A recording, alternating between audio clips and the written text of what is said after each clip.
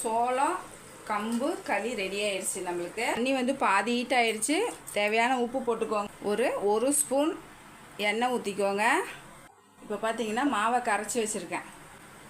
இப்போ மிக்ஸ் பண்ணிக்கலாம். ஊற்றி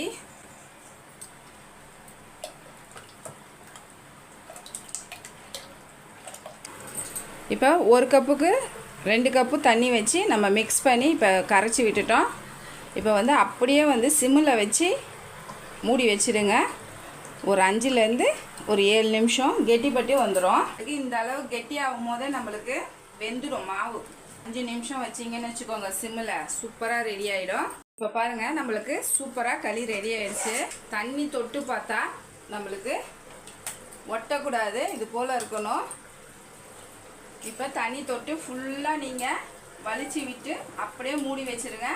நல்லா உங்களுக்கு கெட்டிப்பட்டு வந்துடும்.